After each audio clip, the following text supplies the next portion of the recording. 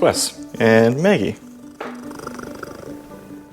And today we're taking a look at new lenses from Viltrox. Today specifically we're looking at the 56 1.7, but next up we'll look at the 42.5. These are a part of their new-ish Air series of lenses. Very cutesy, very demure. They're lightweight and portable, but because of that, they're very plasticky. Already getting ahead of myself because the first thing we're going to do is talk about the build quality. As I said, this is plastic, but it is tiny, it is light. This is just an APS-C lens, but it is a 1.7 aperture.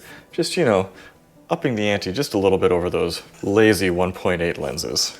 If we flip around to the back here, we see we have a USB port, USB-C port, no rubber gasket. It is supposed to be somewhat weather resistant, but it doesn't appear to be fully weather sealed. We have a lens hood. Oddly enough, is exactly the same lens hood for both these lenses, even though this is approximately an 85mm equivalent, because it's an APS-C lens. This 40mm is a full frame lens, 40mm equivalent, and they have the same lens hood. That's not right. This one should have a larger lens hood. I'm not really sure what's going on there. This has 11 elements in 9 groups. A lot of stuff stacked in this tiny little lens. We have no buttons, no dials. Good fit and finish though, feels nice in the hand, but again, very lightweight. Gonna give that a 7 out of 10 for build quality. Handling and usability. Obviously, one of the big bonuses here is that it is small and light. On a full frame camera, it just disappears because it is so small. On an APS-C body, it is very well balanced. Very nice, it's great for gimbal work. Again, we have no autofocus, manual focus switch. I like to have that myself. There's no aperture ring, of course, very small lens. You have a USB-C port for easy firmware updates. In the past, Viltrox released a lot of firmware updates for the lenses. These days it's a little bit slower, presumably just because they have things more figured out. The focus ring it's a little bit light on the damping, but not too bad. Very smooth, until you squeeze it. And then things really clamp down because this is a kind of a thin, plasticky focus ring. So for handling and usability, the lightweight factor kind of wins out over a lot of things here, and it still gets an 8.5 out of 10. One bonus for usability, I'll put it in here, but I'll talk about it in a later section as well. The image circle on this is significantly larger than APS-C.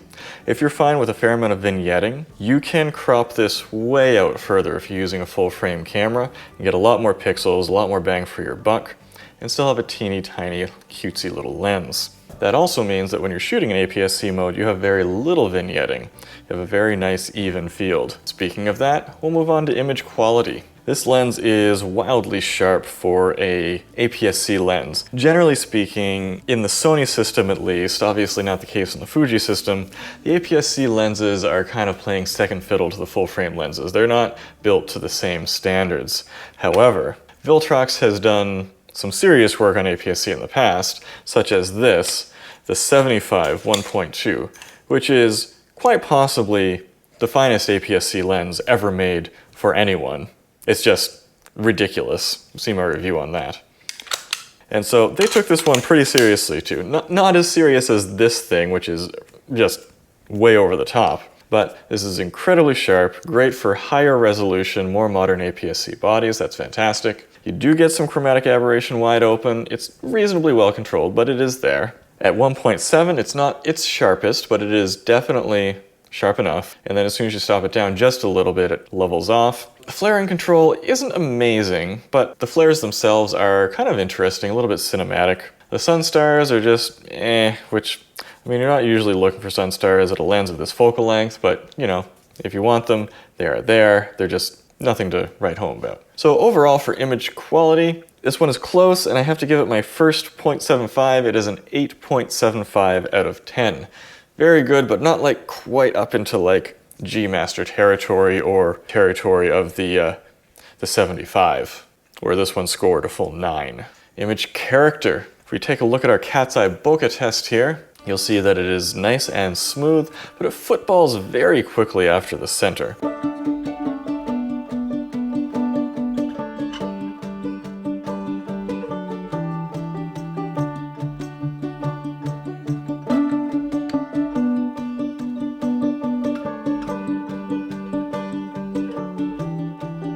Now if you overcrop this, so you're going beyond the APS-C crop, the bokeh gets a little bit weird, gets some weird D shapes and some cutoffs. That's not this lens's fault. You're not supposed to use it that way, but you can, and it works just fine. And so you have that extra wide image circle. You get just a little bit of swirl because you have that cat's eye effect going on. So this has a very smooth and modern look to it. The flares are nice. The sun stars are just okay. But overall, this is a solid performer, especially for APS-C. It's going to be an 8 out of 10 for image character. It's very nice. Focus performance. This one was just the tiniest bit of a disappointment for me. After finding that the 40 was very impressive, I was not expecting it to perform as well as it did.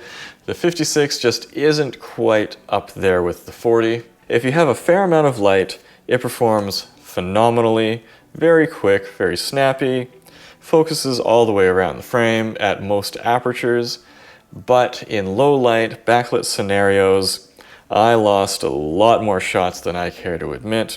Kind of disappointing there. So in challenging situations, it works, but you need some patience. And in those cases, I would appreciate having an AF/MF switch. So I'm going to give this a 7.5 out of 10 for autofocus. It's good, but not great. Value. This is a tough category. The 50mm-ish space is wildly competitive. This lens you can pick up for $180 US. Now we do have one of the direct competitors right here, the Brighton Star 50 1.4. Got a wider aperture, gotta pay more money for it. This one comes in at $240 US. There is also, do I have that here? Couldn't find it, it's back there somewhere. There's the Yongnuo 50 1.8 Mark II lens for $120, and that lens is good. The image character, not quite as nice, but it is very sharp, very fast focusing, fantastic lens, and just a wildly aggressive price point that really undercuts this one. You can get this Mikey full frame 50mm 1.8 lens for $160. Now obviously, these are pretty different lenses, but bang for your buck, you are getting a little bit more. This is not as sharp as this lens. The bokeh isn't quite as nice in my opinion, but it still costs less for a full frame lens. There is the Sony Plastic Fantastic 50 1.8 that's full frame for $250. The old Sony APS-C 50 OSS is $350. Nobody should ever buy that. This is vastly superior to that in every way. And there's a Mikey 55 1.4 that is $200. So I could go on for an hour about 50mm lenses that are available on Sony, but as you can see, this is not the cheapest by any means. That Yongnuo is a wild competitor. Even though I do like this lens more, I have to give this a 7 out of 10 for value. $180 is not a lot for a very nice 50-ish millimeter lens, but it's not the cheapest. That gives us a total score of 78.3%. That's unfortunate. This is a very good lens, but it's in a tough market with a lot of competition.